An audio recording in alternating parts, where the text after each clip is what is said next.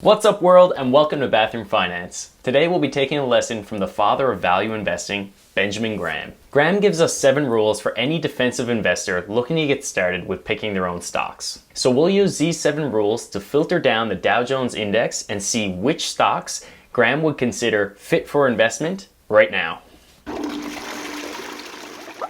For those of you who don't know the name, Benjamin Graham was a mentor for Warren Buffett. The Warren Buffett, the investor who has a net worth of over $70 billion, making him the 4th richest man on the earth. And who does Buffett credit his success to? His wife, his father, and of course, Benjamin Graham. So what was so great about Benjamin Graham?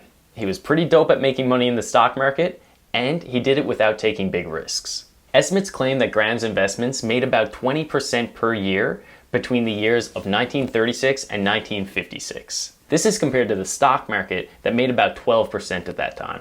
And this might not seem like a huge difference to you, but if you invested $10,000 with Graham, you would have made over $386,000, where if you had to just invest it in the market, you would have made under $100,000. So this guy knew what he was talking about, and he wanted to share his knowledge with the world. So he wrote the book, The Intelligent Investor. Warren Buffett claims that The Intelligent Investor is the single best book ever written on investing. In this book, Graham details strategies for passive and enterprising or active investors. So what does Graham recommend to the average investor who doesn't have the time to study up and become an enterprising investor? He says don't even pick your own stocks. Just invest in an index and wait for it to rise over time. But what if you really want to buy your own stocks? Well, he gives us 7 rules for any of us who are foolish enough to go out on our own. It must have adequate size. Graham recommends that any defensive investor stay away from small stocks. This means you should stay clear of any stock with a market cap under $2 billion, and these are referred to as small cap stocks. To quickly see the stocks that make up the Dow Jones Index, we can go to ycharts.com. Looking at the 30 companies in the Dow Jones Index right now, we can see that the smallest cap stock is actually Dow Chemical, which has a market capitalization of just over $21 billion. This means that the other companies on the list will definitely have a higher market cap than the $2 billion requirement. It must have a strong financial condition. Sure, we all want companies that have strong financial conditions, but what does Graham mean by this? He means that a company's current assets should be at least twice the size of their current liabilities. This is known as a company's current ratio. The current ratio is important, especially in times like these, because any company with a 2.0 or higher is going to have more cushion of working capital to make it through these tough times. We'll go ahead and make a metric filter for the Dow to screen for current ratios over 2.0. And when we do that, we can see that we're left with 3 companies: Amex, Microsoft, and the Travelers companies. It must have earnings stability.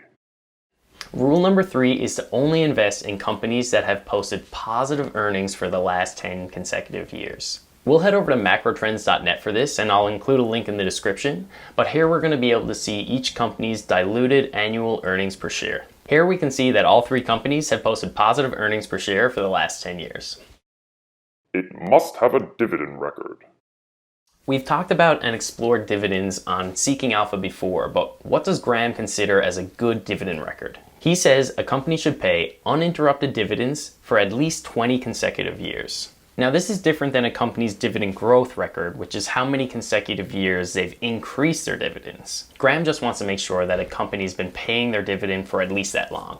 Using Seeking Alpha, we can see that American Express has increased their dividends for the past 8 years, and they've also paid a consistent dividend since 1989. For Microsoft, we can see that they've increased their dividends for the last 16 years. However, they've only paid 17 years of dividends overall, so that means Microsoft's out for now. Finally, for Travelers, they've increased their dividend payments for the last 15 years, and again have been paying consistently since 1989. So that leaves us with just 2 companies out of the entire Dow Jones Index after just 4 rules. It must have earnings growth. Rule number 5. Graham wants us to make money by owning stocks that are growing. And for him to consider a stock is growing, he needs to see 10-year growth of at least 33%. Not only this, but Graham likes to use 3-year average earnings for the beginning and the end of the 10-year period to make sure these companies are performing consistently. So let's do this by heading back to macro trends. The 3-year earnings average for Amex in 2009 was $2.40, and in 2019 was $6.30. meaning Amex more than doubled, which means it definitely passes Graham's criteria of 33% growth. The 3-year average earnings for Travelers in 2009 was $6, and in 2019, it was $8.84 per share. This is a 47% increase, and again, means that this company passes Graham's criteria. It must have a moderate PE ratio. Your PE ratio is your price-earnings ratio, and it represents the current price of a stock divided by the earnings per share. Now you can find the forward PE ratio on most stock charts, but the problem with the forward PE ratio is that it's using an estimate for next year's earnings. To be a bit more conservative, Graham recommends that you use the current price divided by the 3-year average earnings per share. For Amex, the current price is $88.73, and our 3-year earnings per share was $6.30. Dividing that out, we get just over 14, which means it falls in the requirement of 15 or less. For Travelers, the current price is $99.95, and the 3-year EPS was $8.84. When we divide that out, we get a PE ratio of 11.3, which again meets Graham's requirements. It must have a moderate price-to-book ratio. Now let's take a look at Graham's final rule. For this rule, he recommends finding stocks that have a current price no greater than 1.5 times the book value of that company. The book value of a company represents their total assets minus their total liabilities per share. However, Graham also recommended that if you find a company whose price to book value ratio is above 1.5, you could still consider this stock as long as its PE ratio times its price to book value ratio equaled less than 22.5. We can again use ycharts.com to find the price to book value for our stocks. We can see that Amex has a price to book value of about 3.1, which is definitely higher than the 1.5 limit. So we should see if Amex passes the second criteria by multiplying its PE ratio by its price to book ratio. When we do that out, we get 43.6, which confirms that Amex's price is just a bit too high for any defensive investor to invest in. Now let's check our last remaining stock to see if even Travelers can beat all of Graham's criteria. Looking again at ycharts.com, Travelers has a price to book ratio of 0.98, which is well within Graham's limit of 1.5, which means Travelers' price is just right. Out of the 30 stocks on the Dow Jones Index today, only one passes all 7 of Graham's rules. Now, does that mean that you should only invest in Travelers and that you should ignore the rest of the Dow Jones? The way I see it is that this should just be one consideration you make when you're doing your research for stocks. I have plenty of stocks in my portfolio that wouldn't have passed all 7 of Graham's criteria, but I still think that they're going to grow into the future. And I might be wrong. But in the end, it's your money and your portfolio and your decision. So study hard, talk to an advisor, and do your due diligence before you go and start selecting your own stocks. And until then, you can always just invest in an index fund. If you like this overview of Graham's 7 rules, be sure to give this video a quick thumbs up and subscribe to the channel for more videos just like this.